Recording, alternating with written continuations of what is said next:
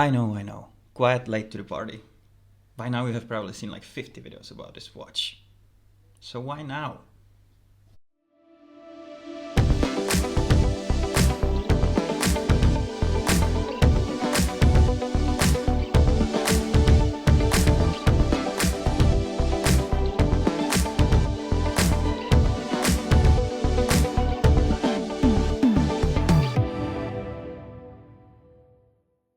Well, since this is my first video, I thought I would make a video about my first watch that I thought was going to be my only watch.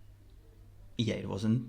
See, before I got this watch, literally the only watch I ever owned was the Sportester from Garmin. And I was perfectly happy with it. I wore it all the time. In matter of fact, I even wore it on my wedding day, which gave birth to this fantastic picture. You don't have to tell me I'm an idiot for wearing a Garmin sports watch on my wedding day. My wife already did. My friends already did.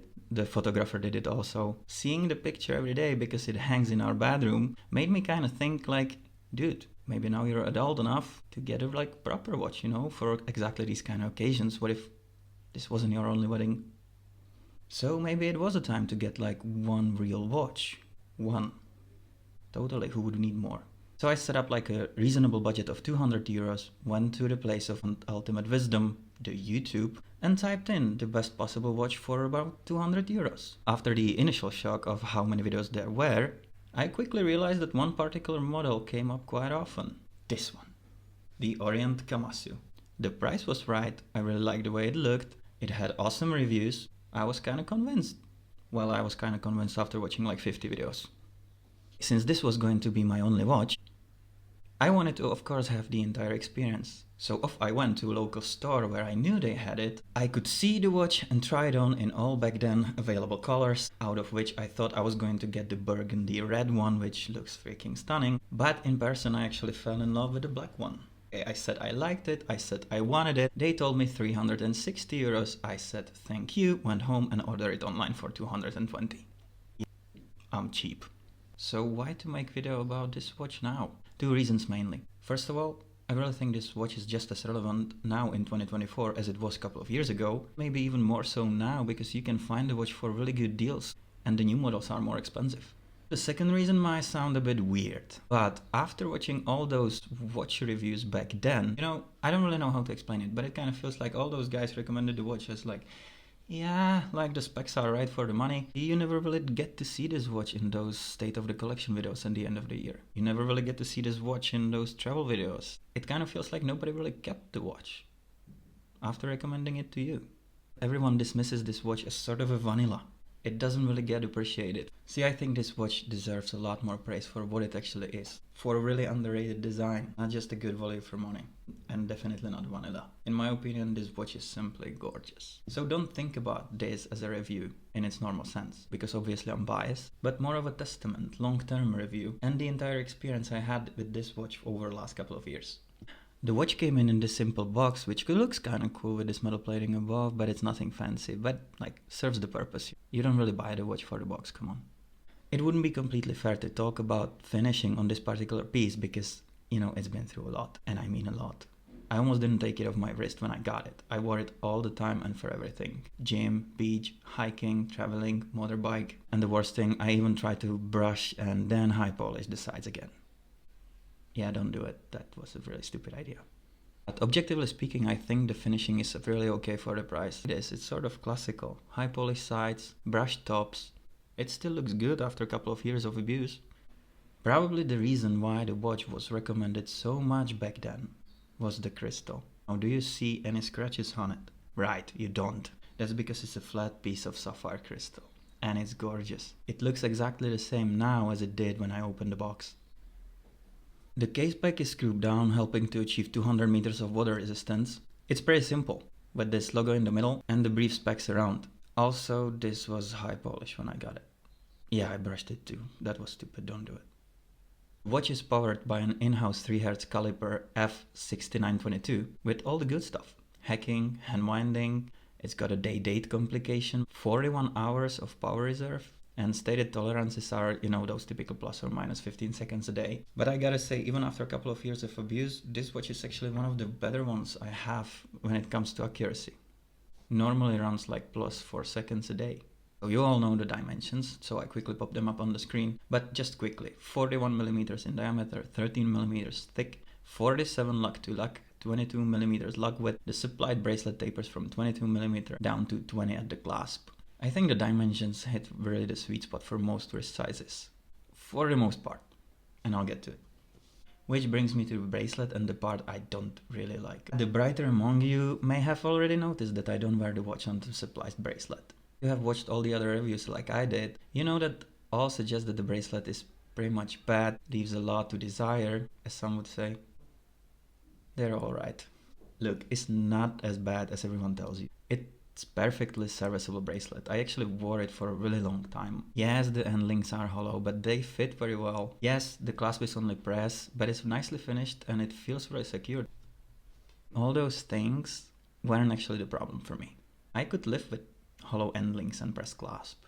The problem I really had with this bracelet, and that kind of brings me back to the dimensions, is how wide it is. I mean, 22 millimeter bracelet on a 41 millimeter watch is kind of an overkill. And the most important part, the bracelet didn't taper that much.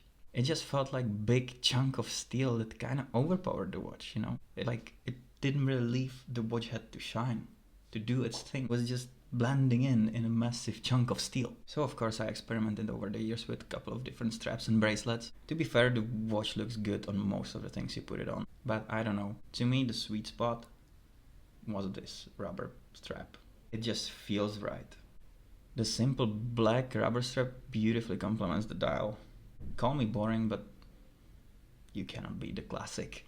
Okay, and since I mentioned it, let's talk about the dial. The criminally underrated feature of this watch. Look, I know the design is subjective, but for me, it's pretty much close to perfect. There is literally nothing I would change about this dial. The applied indices with high polish frames around them give the dial really nice depth. The Orient logo is only embossed with a little bit of color, but it's really nicely done. You have the Orient sign with automatic underneath, super crisply printed. The only other text is down at 6 saying water resistant 20 bar. Again, super crisp.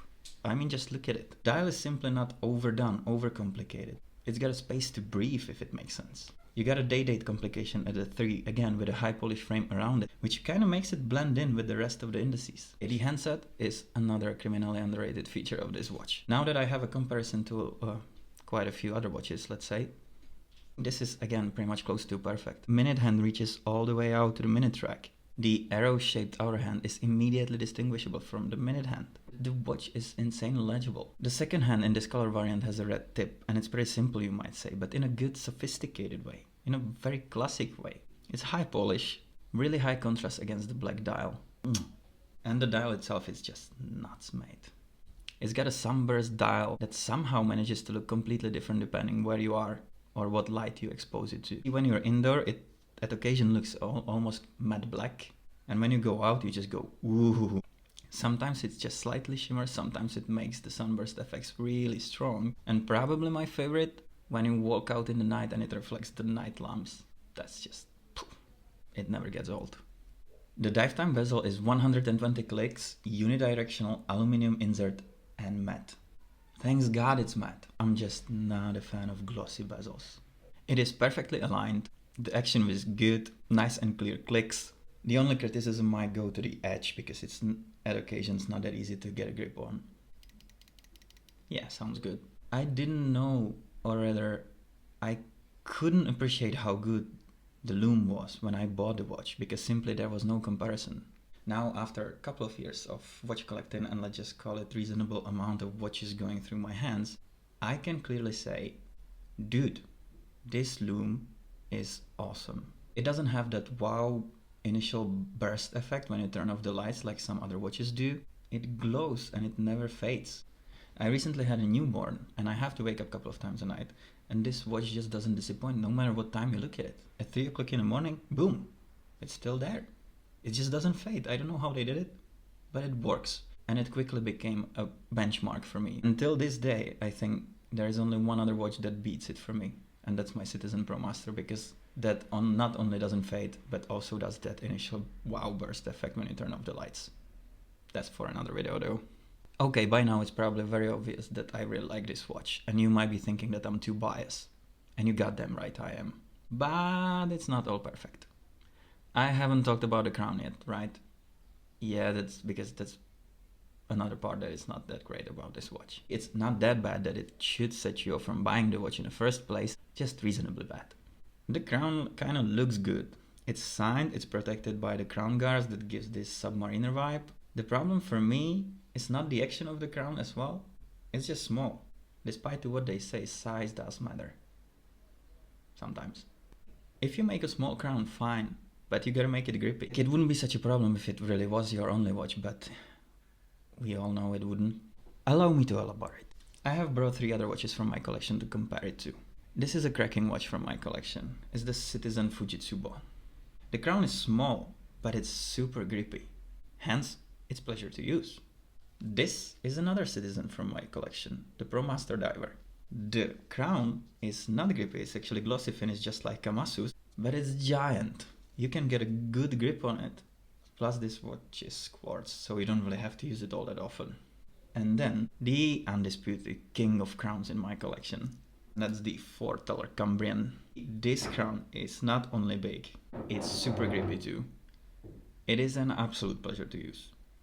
The other complaints would be just nitpicking. Lack of anti-reflective coating. Meh. Oh, the sapphire is flat. The bracelet. Meh. I swapped it out. It's in the box, where it will stay forever. But apart from that, there's really nothing to complain about, especially if you get it for a good deal. I mean, you can get yourself a beautiful diver with a timeless design, in-house, reliable movement, from one of the major Japanese brands that has been on the market for over 70 years by now. I don't know, but if you're making something for 70 years, you're probably pretty good at it, aren't you? And now you can regularly find deals for about 180 euros. And for that, a watch from a major Japanese brand, duh, it's a cracking watch, really. Okay, that has been it. I would like to thank you very much for watching. If you liked the video, please give it a thumbs up. If you didn't like the video, I thank you for watching this far. And feel free to drop a comment what could be improved for next time. My name is Karel and this is Watch. Cheers.